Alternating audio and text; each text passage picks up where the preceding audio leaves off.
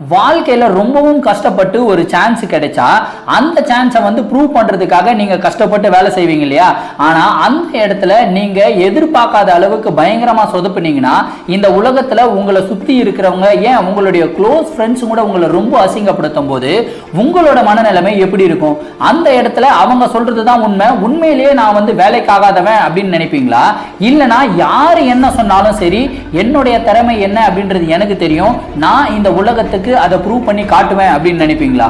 நேத்தைய மேட்ச்ல ராகுல் தெவாத்தியாக்கு இதே மாதிரி ஒரு நிலைமை தான் வந்துச்சு. சரி, யாருப்பா இந்த ராகுல் தெவாத்தியா? வாங்க பார்க்கலாம். நான் உங்க வரதராஜா.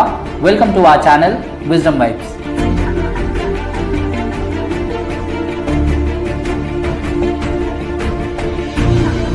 நம்ம கதையோட ஆரம்பம் எப்ப ஆரம்பிக்குது அப்படின்னு வந்து பாத்தீங்கன்னா 20th May 1993ல ஃபரீதாபாத்ல ஹரியானால ராகுல் தெவாத்தியா பிறக்கிறாரு.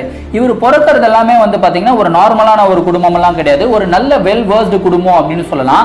அவங்க அப்பா கிருஷ்ணபால் ஒரு லாயர். வழக்கம் போல எல்லா கதையில வர மாதிரி இவங்க அப்பா வந்து ஒரு மிகப்பெரிய கிரிக்கெட் ஃபேன் எல்லாம் கிடையாது. அவர் வந்து ஃபுல்லா படி அப்படின்னு ஃபோக்கஸ் பண்ற மாதிரி ஒரு தந்தை தான்.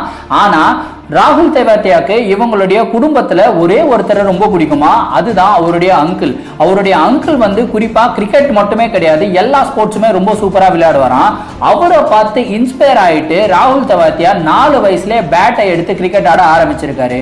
அவங்க அப்பா இவரை வந்து பார்த்திருக்காரு, என்னடா எப்ப பார்த்தாலும் பேட்டும் கையுமாவே சுத்திக்கிட்டு இருக்கானே, இவனை எடுத்துட்டு போய் ஒரு கிரிக்கெட் அகாடமியில சேர்த்து விடுவோம் அப்படின்னு சொல்லிட்டு 4 வயசுல ராகுல் தெவாத்தியாவை அங்க லோக்கலா இருக்கிற ஒரு கிரிக்கெட் அகாடமியில சேர்த்து விடுறாங்க.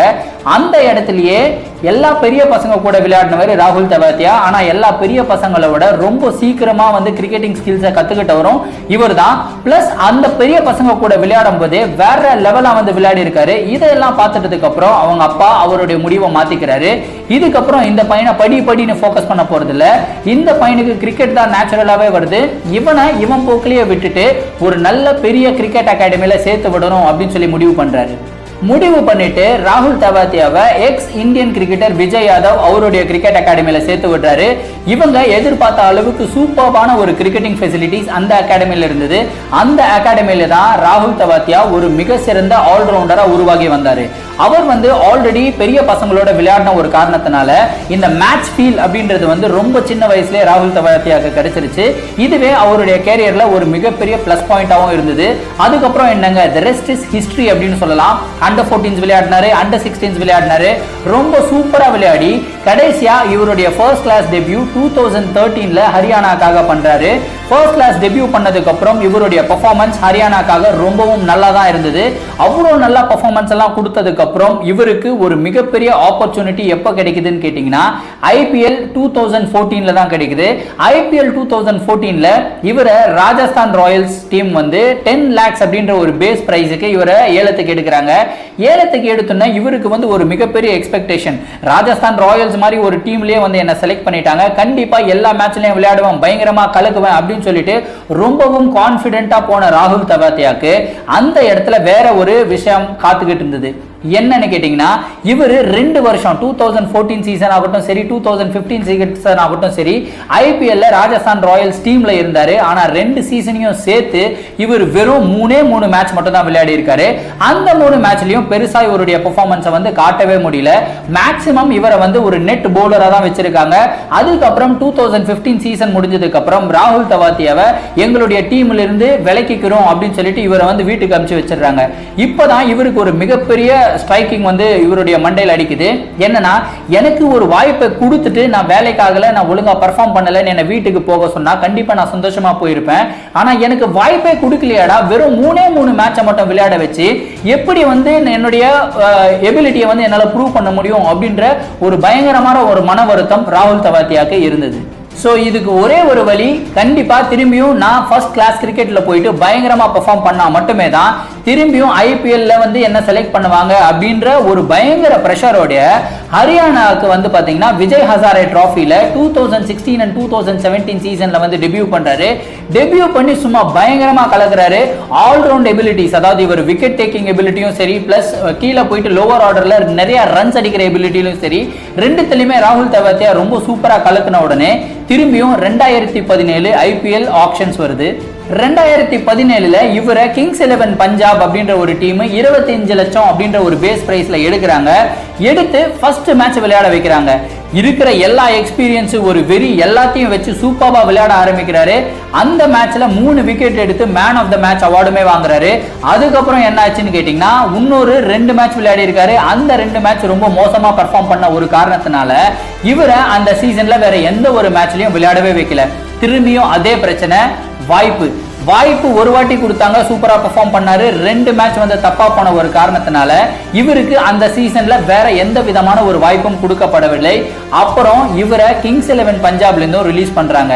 திரும்பியும் ரொம்பவும் மனமுடைஞ்சு போன ராகுல் தவாத்தியா திரும்பியும் ஃபர்ஸ்ட் கிளாஸ் கிரிக்கெட்டுக்கு போறாரு, லிஸ்டிய கிரிக்கெட்டுக்கு போறாரு. அங்க திரும்பியும் ஒரு எக்ஸ்ட்ரா ஆர்டினரி பெர்ஃபார்மன்ஸ் எல்லாமே கொடுக்குறாரு. 2018 IPL ஆக்ஷன்ஸுமே வருது. இந்த வாட்டி ராகுல் தவாத்தியாக்கு பின்னாடி ஒரு மிகப்பெரிய எக்ஸ்பீரியன்ஸ் இருக்கு. ஒரு நார்மலான ருக்கி பிளேயரா இல்லாம ஒரு நல்ல எக்ஸ்பீரியன்ஸ்டான ஒரு ஆல்ரவுண்டரா இந்த வாட்டி IPL களமிறங்குறாரு. களமிறங்குறாரு. அந்த இடத்துல டெல்லி டேர்டெவில்ஸ் இவரை 3 கோடி ரூபாய்க்கு ஏலத்துக்கு எடுக்கிறாங்க. இவர் சுத்தமா எதிர்பார்க்கவே இல்லை. இந்த அளவுக்கு என்ன வந்து ஏலத்துக்கு எடுப்பாங்களா அப்படின்னு சொல்லி ரொம்பவும் ஆச்சரியப்பட்டு ஆனந்த கண்ணீர் விட்டு அழுதுருக்காரு. அந்த சீசன்ல தான் இவருக்கு ஒரு எக்ஸ்டெண்டட் ரன் கிடைச்சது.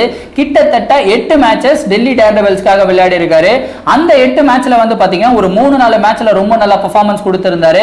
ஆனா ஸ்பின்னர் இல்லையா, இந்தியன் பேட்ஸ்மேன்ஸ் எல்லாம் ஸ்பின் வந்து பிரிச்சு மேய்வாங்க. அதே மாதிரி ராகுல் தவாத்தியாவோட பவுலிங்க பிரிச்சு மேய்ஞ்சிட்டாங்க. அதுக்கப்புறம் 2018லயும் வந்து பாத்தீங்கன்னா டேர்டெவில்ஸ் டீம்ல இருந்து இவரை வெளியேற்றப்படுறார். அதுக்கப்புறம் என்ன ஆச்சுன்னு கேட்டீங்கன்னா திரும்பியும் இவர் ஃபர்ஸ்ட் கிளாஸ் கிரிக்கெட்டுக்கு போயிட்டு சையத் முஸ்டாக் அலி டோர்னமெண்ட்ல விளையாடுறாரு. சையத் முஸ்டாக் அலி டோர்னமெண்ட்லயும் ரொம்ப சூப்பரான ஒரு பெர்ஃபார்மன்ஸ் எல்லாம் கொடுத்ததுக்கு அப்புறம் இவரை ராஜஸ்தான் ராயல்ஸ் வந்து 2019ல திரும்பியும் ஏலத்துக்கு எடுக்கிறாங்க. 2019ல இருந்து 2020 வரைக்கும் ராஜஸ்தான் ராயல்ஸோட டீம்ல தான் இவரு இடம் பிடிச்சிருக்காரு. 2019ல ஆவரேஜா போச்சு இவரோட IPL. 2020 வந்து பாத்தீங்கன்னா பயங்கரமான ஒரு வெறித்தனமான ஒரு பெர்ஃபார்மன்ஸ் எல்லாம் கொடுத்தாரு. குறிப்பா CSKக்கு எதிராக நடந்த மேட்ச்ல எல்லாம் இவர் தான் டர்னிங் பாயிண்ட் அப்படின்னு வந்து சொல்லலாம். இவருடைய பவுலிங்ல வந்து நிறைய விக்கெட்ஸ் எல்லாம் எடுத்து CSK பேட்ஸ்மேன்ஸ் எல்லாம் வெறுப்பேத்துற மாதிரி காதை மூடிட்டு செலிப்ரேட் எல்லாம் பண்ணி பயங்கர கடுப்பேத்தினாரு. அதுக்கப்புறம் நேத்தைய match Kings 11 Punjab versus Rajasthan Royals. Kings 11 Punjab வந்து கிட்டத்தட்ட 223 ரன்ஸ் நினைக்கிறேன் பயங்கரமான ஒரு ஸ்கோர் பண்ணிட்டாங்க. அதுக்கப்புறம் திரும்பியும் வந்து ராஜஸ்தான் ராயல்ஸ் சேஸ் பண்ண ஆரம்பிச்சாங்க. வழக்கம் போல ஸ்டீவன் ஸ்மித்தும் நம்மளுடைய சஞ்சு சாம்சனும் பூந்து அடின்னு அடிச்சுக்கிட்டு இருந்தாங்க. அதுக்கப்புறம் ஸ்டீவன் ஸ்மித் அவுட் ஆனதுக்கு அப்புறம் எல்லாருமே எதிர்பார்த்துக்கிட்டு இருந்த விஷயம் என்னன்னா ராபின் உத்தப்பா எக்ஸ்பீரியன்ஸ்டான ஒரு பிளேயர் உள்ள வந்து களத்துல விளையாட போறாருன்னு நினைச்சாங்க. ஆனா டீம் மேனேஜ்மெண்ட் ராகுல் தெவாத்தியாவை உள்ள அனுப்பி வைக்கிறாங்கப்பா. உள்ள அனுப்பி வச்ச உடனே எல்லாருமே இவர் சொல்லி அடிப்பாருன்னு நினைச்சாங்க. அந்த இடத்துல உள்ள இவரு பேட்ல வந்து பாலே படல. கிட்டத்தட்ட 10 பால் ஆடி 5 ரன் அடிக்கிறாரு. அதுக்கப்புறம் 13 பால் ஆடி 5 ரன் அடிக்கிறாரு. அதுக்கப்புறம் 16 பால் ஆடி 7 ரன் அடிக்கிறாரு. அதுக்கப்புறம் 20 பால் ஆடி 8 ரன் அடிக்கிறாரு. அதுக்கப்புறம் வேற வழியே இல்லாம நான் அடிச்சுதான்டா தீரணும்னு சொல்லி இறங்கி வந்து ஒரு 6 அடிக்கிறாரு. 21 பால்ல 14 ரன் அடிக்கிறாரு. கடைசியா 23 பால்ல 17 ரன் அடிச்சிருந்தாருங்க. இவர் வந்து எந்த அளவுக்கு அந்த மேட்சை வந்து சொதப்புனாருன்னா இனிஷியல் ஸ்டேஜஸ்ல பயங்கரமா சொதப்புனாரு. சுத்தமா இவருடைய பேட்ல பாலே படல. 6-4 விட்டுடுங்க, சிங்கிள் கூட எடுக்க முடியாத ஒரு நிலைமையில தான் இருந்தாரு. ஒரு கட்டத்துல வந்து சஞ்சு சாம்சன் வந்து அந்த சென்டர்ல சூப்பரா விளையாடிக்கிட்டு இருந்தாரு. அவரு சிங்கிள் அடிச்சுட்டு சிங்கிள் வேணாப்பா நானே நின்று அடிக்கிறேன் அப்படின்ற அளவுக்கு வந்து சொல்லிட்டாரு. ஏன்னா இவரு தான் பேட்ல பாலே படலையே. அதுக்கப்புறம் எப்படி பாலும் நிறைய வேஸ்ட் ஆகிட்டே இருக்கு அப்படின்னு சொல்லி சஞ்சு சாம்சன் வந்து முடிவு பண்ணிட்டாரு. அவரு நின்று ஒரு 2-3 6 அதுக்கப்புறம் அடிச்சாரு. அதுக்கப்புறம் பாத்தீங்கன்னா சஞ்சு சாம்சன் அவுட் ஆயிட்டாருங்க. ஆனா அந்த இடத்துல ராகுல் தவாத்தியா நினைச்சிருந்தாருன்னா விட்டு கொடுத்துருக்கலாம். ஐயோ இன்னைக்கு நம்மளுக்கு அவ்வளவுதான்ப்பா சொதப்பல, இன்னையோட நம்ம கிரிக்கெட்டிங் கரியரை முடிஞ்சிடும் அப்படின்னு நினைச்சிருக்கலாம். ஆனா அந்த இடத்துல இந்த உலகமே அவரை நின்று ஏன் கமெண்டேட்டர் முதல் கொண்டு இந்த மாதிரி ஆடுறதுக்கு கம்முன்னு அவுட் ஆயிட்டு போயிடலாம் அப்படின்னு சொல்லிட்டு பயங்கரமா கலாய்ச்சாங்க. அந்த கலாய காலி பண்றது தான் அவருக்கு கிடைச்ச ஒரு ஓவர், ஷெல்டன் கோட்டல் போட்ட ஓவர். அந்த ஓவர்ல நின்று மனுஷன் யாருன்றதை காட்டுறாரு. 5 6 அடிக்கிறாரு. 29 பால்ல 47 ரன். அதுக்கப்புறம் திரும்பி முகமது ஷாமி பால்ல வந்து ஒரு 6 அடிக்கிறாரு. அந்த மேட்சை வின் பண்றதுக்கு உண்டான முக்கியமான காரணமா யார் இருந்தாருன்னு கேட்டீங்கன்னா ராகுல் தவாத்தியா தான் இருந்தாரு. நான் வந்து இது வந்து ஒரு கிரிக்கெட் இன்னிங்ஸை வந்து பயங்கரமா மிகைப்படுத்தி பேசுறேன் அப்படின்னு நினைக்காதீங்க. ஆனா நம்ம எல்லாருமே நம்மளுடைய வாழ்க்கையில இந்த மாதிரி ஒரு தருணத்தை நம்ம ஃபேஸ் பண்ணுவோம். தொடர்ந்து நம்ம தெரிஞ்ச விஷயத்தை நம்ம ஒழுங்கா பண்ணாம நிறைய பேர் கஷ்டப்பட்டுக்கிட்டு இருப்போம். நம்ம கூட இருக்கிறவங்க நம்மளால நம்புறவங்களே நம்மளை அசிங்கப்படுத்துவாங்க. நீ வேலைக்கு ஆக மாட்ட, இதுக்கப்புறம் இது வந்து உனக்கு சரியா வராது அப்படின்னு சொல்லி எல்லாருமே ஒதுக்குவாங்க. அந்த இடத்துல மத்தவங்க சொல்றத நம்ம கேட்டோம்னா நம்மளுடைய வாழ்க்கை காலி. ஆனா அந்த இடத்துல இங்க என்ன சொல்லுது அப்படின்றத மட்டும் தான் கேட்கணும். இங்க என்ன சொல்லுதுன்னு கேட்கணும், இங்க என்ன சொல்லுதுன்னு கேட்கணும். மத்தவன் எவன் சொன்னாலும் எனக்கு கவலை இல்லை. என்னுடைய எபிலிட்டி என்ன அப்படின்றது எனக்கு தெரியும். என்னுடைய எபிலிட்டிக்கு ஏற்ற மாதிரி நான் ப்ரூவ் பண்ணி காட்டுறேன் அப்படின்னு சொல்லிட்டு நீங்க அந்த இடத்துல வேலை பண்ணீங்கன்னா கண்டிப்பா உங்களுடைய சக்சஸ் அப்படின்றது வந்து உச்சகட்டத்துல தான் இருக்கும். இதுதான் நான் ராகுல் தெவாத்தியாவோட ஸ்டோரியிலிருந்து நான் கத்துக்கிறேன். ஸோ ஃப்ரெண்ட்ஸ், நான் உங்ககிட்ட கேட்குற கேள்வி என்னன்னா, ராகுல் தெவாத்தியாவோட ஸ்டோரியிலிருந்து நீங்க எந்த விஷயத்தை கத்துக்கிறீங்கன்னு சொல்லி கமெண்ட்ல சொல்லிடுங்க.